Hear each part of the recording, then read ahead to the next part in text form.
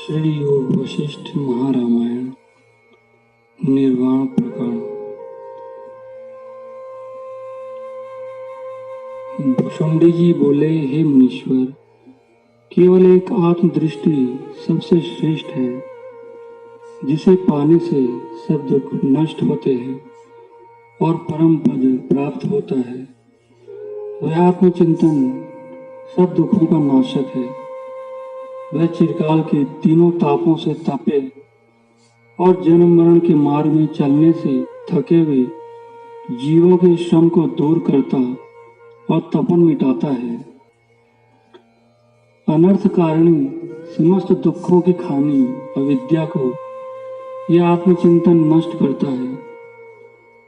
जैसे अंधकार को प्रकाश नष्ट करता है,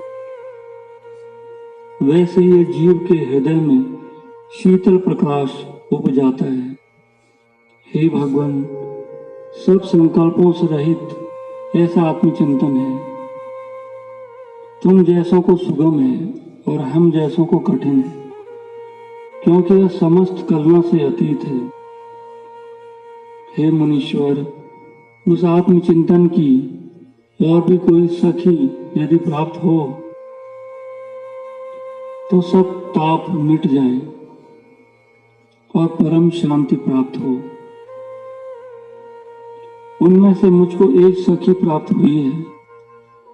वह सब दुखों का नाश करती है, सब सौभाग्य देने वाली और जीने का मूल है। उसका नाम प्राण चिंतन है। हे राम, जब काकभूषुंडी ने इस प्रकार मुझसे कहा, तब मैंने जानकर भी क्रीड़ा के निमित्त फिर उनसे पूछा कि ये सब संशयों को निवृत्त करने वाले चिरंजीवी पुरुष, सच कहो, प्राण चिंता किसे कहते हैं?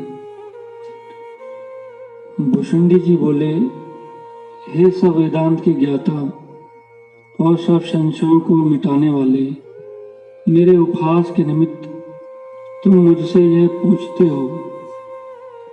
तुम तो सब कुछ जानते हो, तथापि मैं तुमसे शिष्य की भांति कहता हूं, क्योंकि गुरु के आगे कहना भी कल्याण के निमित्त है। मेरे चिर जीवन का कारण और मुझको आत्मलाभ देने वाली प्राण चिंता ही है। हे भगवान, इसी दृष्टि का आश्रय लेकर मैं परम पद को प्राप्त हुआ हूं। मुझको बंधन नहीं होता। सब अवस्थाओं में बैठते चलते जागते सोते सब ठौर मेरा चित्त सावधान रहता है। इस कारण मुझे कोई बंधन नहीं होता। हे मुनीश्वर, मैंने प्राण और अपान के संस्करण की गति पाई है। उस युक्ति से मुझको आत्मबोध हुआ है और उस बोध से मेरे मद मोहादिक सब विकार नष्ट हो गए हैं और मैं शांत रूप होकर स्थित हुआ हूं। हे मुनीश्वर, जिसको प्राण अपान की गति प्राप्त हुई है, वह चाहे सब आरब्ध कर्म करे अथवा सबका आरंभ त्याग करे, परंतु सदा शांत रूप रहता है। उसका काल सुख से व्यतीत होता है। हे मुनीश्वर, अब प्राण अपान का संसरण कहता हूं, सुनो। प्राण हृदय से उपजकर 12 अंगुल पर्यंत बाहर जाता है और वहां जाकर स्थित होता है। फिर उस स्थान से अपान रूप वो हृदय में आकर स्थित होता है। हे मुनीश्वर, बाहर आकाश के सम्मुख जो प्राण जाता है वह अग्नि सा उष्ण होता है, और जो हृदय आकाश के सम्मुख आता है वह शीतल नदी के प्रवाह सा होता है। अपान चंद्रमा रूप है और बाहर से भीतर आता है, और जो प्राण भीतर से बाहर जाता है वह अग्नि उष्ण और सूर्य रूप है। प्राणवायु हृदय आकाश को तपाता है और अन्न को पचाता है, और अपान हृदय को चंद्रमा की तरह शीतल करता है। हे मुनीश्वर, अपान रूपी चंद्रमा जब प्राण रूपी सूर्य में जहाँ तत्व है लीन होता है तो उसमें स्थित हुआ मन फिर शोक को नहीं प्राप्त होता। और प्राण रूपी सूर्य जब अपान रूपी चंद्रमा के घर में लीन होता है उस अवस्था में स्थित हुआ मन फिर जन्म का भागी नहीं होता।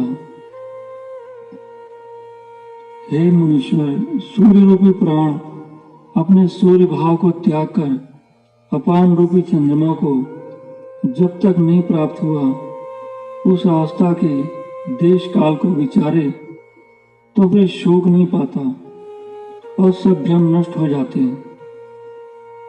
12 अंगुल पर्यंत जो आकाश है उसे अपान रूपी चंद्रमा उपज कर हृदय के प्राण रूपी सूर्य में लीन होता है और सूर्य भाव को जब तक नहीं प्राप्त होता उस मध्य भाव की अवस्था में जिसका मन लगा है वह परम पद को प्राप्त होता है। हृदय में चंद्रमा और सूर्य के अस्त और उदय होने का ज्ञाता और इसका आधारभूत जो आत्मा है उसको जानकर फिर मन नहीं उपजता। हे मनुष्य, प्राण और अपान रूपी जो सूर्य और चंद्रमा हृदयाकाश में उदय और अस्त होते हैं उनके प्रकाश से हृदय में जो भास्कर देव है उसको जो देखता है वही यथार्थ में देखता है। बाहर सूर्य कभी प्रकाश और कभी अंधकार करता है। उस प्रकाश के उदय और तम के क्षीण होने से कुछ सिद्ध नहीं होता।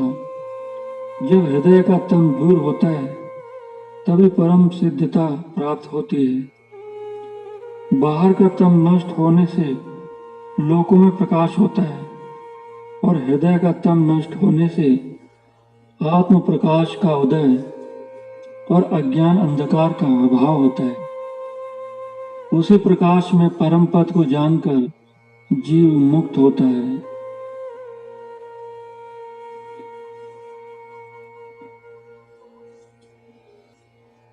हरि